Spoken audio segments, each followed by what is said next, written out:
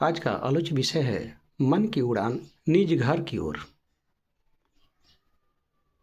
तो इस विषय में हम हर मनुष्य को जान लेना चाहिए कि प्रकृति प्रदत्त वस्तुएं मनुष्य के मन को अपनी तरफ खींचती रहती है।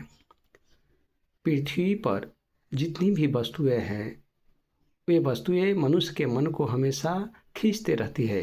अर्थात यूँ कहा जाए कि प्रकृति हर वस्तु को अपने गुणों से जीव के मन को गुणान्वित करती है उन वस्तुओं के प्रति, उन पदार्थों के प्रति।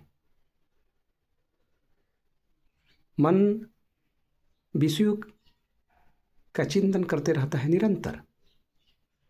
वो विषय क्या है? खंड सत्ता है।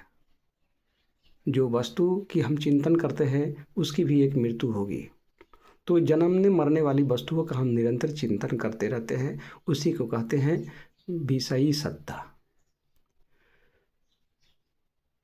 तो साधना का, अष्टांगिक योग साधना का मूल मंत्र यही है कि हम पृथ्वी पर अकेले बैठे हुए हैं।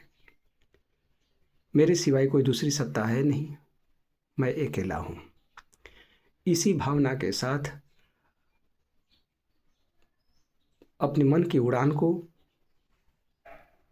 प्रकृति के गुरुत्वाकर्षण शक्ति के विपरीत सहसार की कक्षा में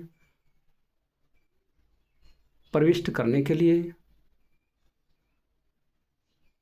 भेजी जाती है। तो मूल आधार ये हुआ। इसी मूल आधार पर कुल कुंडलिनी शक्ति 3.5 लपेट करके सोई हुई है, सर्पाकार में है। वही है स्वयंभूलिंग, वहीं पर है।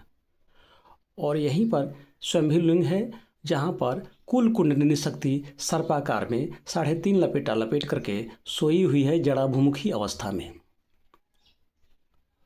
और उसे ही जगाना है। तो उस जगाने की क्रिया को कहते हैं कुंडलिनी जागरण। तो कैसे जगेगी?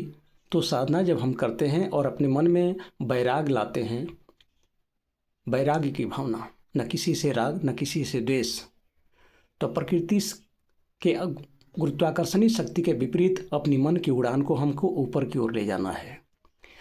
और मन की उड़ान को ले जाते हुए हमें यही सहसार कक्षा है, यही है परम पद।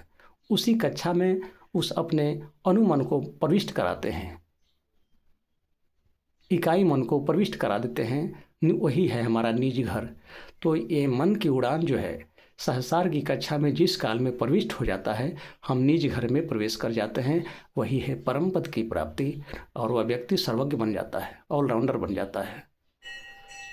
ऐसे व्यक्ति दार्शनिक, कवि, वक्ता, वैज्ञानिक, जितनी भी प्रतिभा कलाएं हैं सब उनमें जागृत हो जाती है, क्योंकि वही है परमात्मा का पराक्षेत्र अर्थात चेतन प्रकृति। और पंच महाभूत पृथ्वी, जल, अग्नि, वायु और आकाश, ये 5 तत्व के अंदर तक में जो संस्कार है उसे बोलते हैं अपरा विद्या। ऊपर जो है, इससे ऊपर जो है पराविद्या। तो यहाँ पर पहुँचने पर मनुष्य आप्त ज्ञान को प्राप्त करता है।